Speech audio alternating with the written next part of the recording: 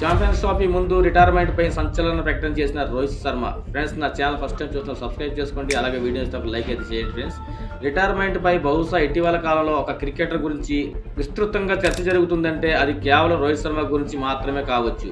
Australia series, అంతకుముందు New Zealand series, ఆ తర్వాత రంజీలో విఫలమైన తర్వాత రోహిత్ శర్మ రిటైర్మెంట్ ప్రకటించాలనే డిమాండ్లు ఎక్కువైపోయాయి.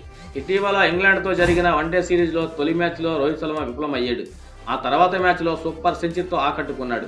దీంతో రిటైర్మెంట్ వాదంతులు కొన్ని రోజులు ఆగిపోయారు, మళ్ళీ ఇప్పుడు మొదలయ్యాయి. ఛాంపియన్స్ ట్రోఫీ నేపథ్యంలో టీమిండియాపై ఈసారి కాస్త ఒత్తిడి ఎక్కువగానే ఉంది. 2017లో జరిగిన ఛాంపియన్స్ ట్రోఫీలో టీమిండియా పాకిస్తాన్ చేతిలో ఓడిపోయింది. 2023లో జరిగిన వన్డే వరల్డ్ కప్ ఫైనల్లో ఆస్ట్రేలియా చేతిలో స్వదేశంలో భంగపాటుకు గురైంది. ఈ క్రమంలో గత ఏడాదిలో జరిగిన T20 వరల్డ్ కప్లో టీమిండియా అద్భుతమైన ప్రదర్శన చేసింది. ఏకంగా ఫైనల్ మ్యాచ్ల్లో సౌత్ ఆఫ్రికా జట్టును చిత్తు చేసి ట్రోఫీని అందుకుంది. అయితే ఐసీసీ టోర్నీలలో మెరుగైన ప్రదర్శన చేసేందుకు పేరున్న భారత జట్టుకు రోహిత్ శర్మ నాయకత్వం వహిస్తున్నాడు. కటక్లో జరిగిన వన్డే సూపర్ సెంచరీతో ఆకట్టుకున్నాడు. తదుపరి మ్యాచ్లో విఫలమయ్యాడు. ఈ క్రమంలో అతడి ఫామ్పై మరోసారి ఆందోళన నెలకొంది.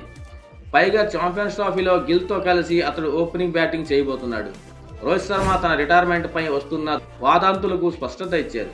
గత ఏడాది మేము T20 వరల్డ్ కప్ సాధించాం, అది మాకు ఎంతో ప్రత్యక్షం. ఆ తర్వాత T20లలో కొనసాగడం ఇక సాధ్యం కాదని రవీంద్ర జడేజా మాతో చెప్పాడు.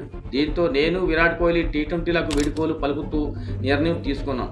ఇప్పుడు టీమిండియా ఛాంపియన్స్ ట్రోఫీ దక్కించుకోవాలని, టెస్ట్ క్రికెట్లోనూ ఐసీసీ నిర్వహిస్తున్న టోర్నమెంట్లో విజయం సాధించాలని, ఇవన్నీ నెరవేర్చాలని ఆశ నాలో ఉంది. అందువల్ల తదుపరి ప్రయాణాన్ని కూడా దిగ్విజయం పూర్తి చేయాలని ఉందని రోహిత్ వ్యాఖ్యానించాడు. ఈ ప్రకారం రోహిత్ శర్మ ఇప్పట్లో క్రికెట్కు వీడ్కోలు పలికే అవకాశం లేదని తెలుస్తుంది. రోహిత్ వయసు ప్రస్తుతం 38 సంవత్సరాలు. ఎంత లేదన్నా అతడు ఇంకొక సంవత్సరం పాటు తన కెరియర్ కొనసాగించే అవకాశం ఉంది. ఈలోపు ఎటువంటి గాయాలు కాకపోతే ఇంకొద్ది రోజులు కెరియర్ కొనసాగుతుందేమో. కానీ కొత్త వారికి నాయకత్వం బాధ్యతలు అప్పగించాలని గౌతమ్ గంభీర్ పట్టుదలతో ఉన్నాడు. అలాంటప్పుడు రోహిత్ అన్ని రోజుల పాటు కెప్టెన్గా ఉంటాడా? అది సాధ్యమవుతుందా అనే ప్రశ్నలు ఉదయిస్తున్నాయి. ఇటీవల ఆస్ట్రేలియా సిరీస్ ముగిసిన తర్వాత కెప్టెన్సీ విషయంపై ఆలోచించుకోవాలని రోహిత్ శర్మకు బీసీసీఐ పెద్దగా అల్టిమేటం జారీ చేస్తున్నట్టు